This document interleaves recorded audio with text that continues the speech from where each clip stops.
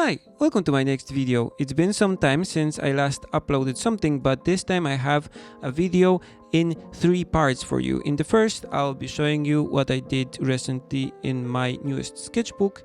In the second, I will be actually drawing a new sketch in this sketchbook. And last, I want to show you my new digital publication that I did recently that you can buy on my Gumroad right now. But first, let's do a sketchbook tour. I have been drawing and painting in this sketchbook for the last, I think, a year and a half. This first drawing I did during a live stream. I just wanted to test and show some brush pens, and I kind of fell in love with this sketchbook. This is a Stillman Birn ZETA series sketchbook with a soft cover. It's quite big actually, it's the bigger one. And I liked it so much that I took it out with my friends when we went to the Studio Ghibli Museum to just sit down and draw outside of it. And I liked it so much that I started to just do sketches in the evenings when I had some free time, like here. I did a sketch of the park that's in Tachikawa.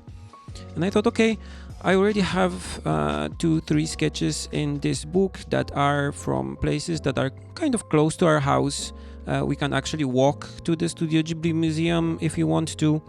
So I thought that, okay, I'll just sit down and if I have some time in the evening, I'll fill this sketchbook with drawings from the places that I like from our surroundings, just places that I discovered on our walks. So I started also to test some tools here. I did some sketches with just unusual tools, like for example here I used like markers, like thin markers for like the branches and so on, and tried to combine them with watercolors as I usually do. So I started to use this sketchbook as a place where I can relax. Most of the pictures here were done from photos that I took sometime on my iPhone or on my camera when I was just having a stroll. So I could just relax, sit and draw what I liked and test some new tools, test some new approaches. Like here I used color pencils with watercolors to add some details, and on top of it I tried to add some highlights with gouache, with opaque paint. In this one I also used color pencils and pencils to add the line details, but I sometimes went back to my usual set, so pencils and watercolors like this one, and I tried here to make the pencil line still visible so you can see the pencil textures, the strokes through the watercolors. But then I got new watercolors, the DERWENT Inktense paints, which are a bit different than usual watercolors because they are a bit more chalky and waterproof when dry, so they are similar to acrylic gouache in a way. So then I started to use them a lot in this sketchbook. So of course, for example, I had to try to make a picture that has no line work like this one here with these new watercolors, and just work with the colors, work with the paint to make a full picture, or combine them with a fountain pen, with a thin fountain pen, and try to combine dark line with these colors. The Inktense paints are a bit chalky, as I said, so even though you try to mix dark tones and blacks, the overall picture becomes just kind of grayish, and they don't produce high contrast, so the finished picture looks like it was put through a filter on Instagram or something. And they also have some other quirks, like the blues, for example, are weirdly grainy and they interact with the paper in a very weird way. But overall, because they are slightly waterproof when dry and I can layer them in different ways than regular watercolors, I had a lot of fun in this sketchbook using them. So much fun actually that I already filled almost all of the sketchbook pages. I only have few left. Okay, so in this next part I want to do a new sketch. I already did the thumbnails, I did them live for my Patreon supporters, and this is the scene that I will be painting. Here I will be using another new tool that I received recently. This is a fountain pen that I received from the Tom's Studio. This video is not supported in any way by them, but I received this fountain pen for free because they wanted me to test it and see if I can put it to work in my art. Usually when I get emails like this, I decline these offers, but Tom's Studio actually had something that I was interested in the first place, because this fountain pen has a G pen nib at the working end. So this is the same nib that is used by many manga comic artists in Japan that still draw comics by hand. A lot now uses digital, but most of the artists that do comics by hand use G pen or other manga nibs. This is a bit different than in Europe and in US, when a lot of artists prefer brushes actually, but in Japan almost everyone uses these nibs. And actually the G pen is one that is said that is the best or most flexible or most professional, or that gives the best lines or whatever.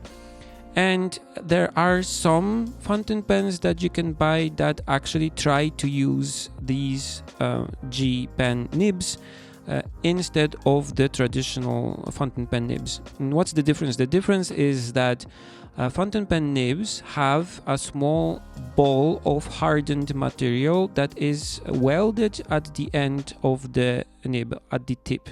So the pen tip is a bit rounder and it slides over paper beautifully and smoothly. But this makes the line a bit thicker and kind of roundy in like how it looks. And also fountain pen nibs are generally not meant to be pressed hard, and so the line does not have a lot of variation nowadays. The thing is that if you just try to use the manga nib that has that doesn't have this hardened ball at the end, so the tip is very sharp, and that is made of material that is capable of doing very awesome line variation, so we can press harder and the tines, so the left and right part of the nib split a bit and you get very thick lines. So you can get awesome line variation, thick, thin line, and this is the only tool that can actually do such thing. Usually you would have to use just the nib in a nib holder and then bottle of ink to draw, but there are some fountain pens that are trying to use these nibs in a fountain pen body. The problem is that you cannot just stick a G pen nib into a fountain pen, because the part that actually makes the ink flow from the cartridge inside of the pen to the nib, so the feed, the black part underneath, is not well made, well suited for this, because it just won't fit. So what Tom's Studio did, they, I think, 3D printed custom feeds and made them so the ink actually flows well from the tip of the pen, and you can just use a regular, this is I think a titanium version of the Zebra G pen nib, so you can actually buy replacements here in Japan and in other like countries that I think you can just buy these online. So theoretically, if you just break this nib or use it too much and it wears down, you can pull it out, put a new one and just stick it in, and it should work just the same. And the best part about this is that because these nibs are just meant as consumables for Japanese manga artists, when it wears down you just buy a new one, and they are quite cheap actually. You can replace them cheaply and by yourself, and so it's different from fountain pens, where you sometimes have to pay almost as much as for the whole pen just to get a new nib. And if the nib is gold, for example, and of a good brand, then you have to pay a lot just to replace the nib. Here you can just pull it out, put in a new one, and it should work okay. So thanks to these awesome characteristics, the awesome line it can produce, and that is easier to maintain and easier to take apart, and the fact that the whole body of the pen is made of metal and it seems kind of sturdy and well made. So it got me interested and I wanted to test it and see if I can use it in my actual work. So far I did only a few pictures with it, so I have to draw more to make a final opinion, but so far the ink flow is good and the character of the G pen line is there, so for me it works more or less the same as I would actually use a G pen and a nib holder and an ink bottle. I'm not a professional manga artist that uses G pen nibs like every day, all day, every day. So maybe I'm not the best person to test this, but so far this fountain pen has been working okay for me. Okay, so I'm finishing this illustration here with the DERWENT Inktense paints that I mentioned earlier, and I'll tell you a bit about the book that I mentioned too. Because in the end all the illustrations that I did in this sketchbook and in some other of my sketchbooks that I did parallel to this one were set around the Jindaiji place that we visit so often and live close to, I decided to make a small book that's called Sketches from Jindaiji, and I took all the pictures that you have seen here in this sketchbook and from my other ones, scanned them, cleaned them up and made few comments about them, scanned also some of the small thumbnail sketches that I did for each of them, and made all of that into a digital book that you can download right now on my Gumroad account, or if you are a $5 tier supporter on my Patreon, you can just go and download that for free. So if you are not on my Patreon, just go to my Gumroad. The link will be here in the video as a QR code and in the description below too. And you can buy this small book. I say small, but when I collected all the sketches and wrote all the descriptions, the book turned out to be more than 40 pages long already. And when I finish this sketchbook that I'm working on right now, I want to scan all the pages that I do and make a free update for the book, so all of you who already buy it will just get a new PDF. But for now, if you want to see all the pictures that I showed you today and some other ones too in great quality with some texts from me, you can just go to Gumroad and get the book there. Okay, so that's it for this video. I hope you liked it. As always, feel free to comment, share and subscribe, and you can also support me on Patreon where you get free books from time to time. See you in the next video. Bye!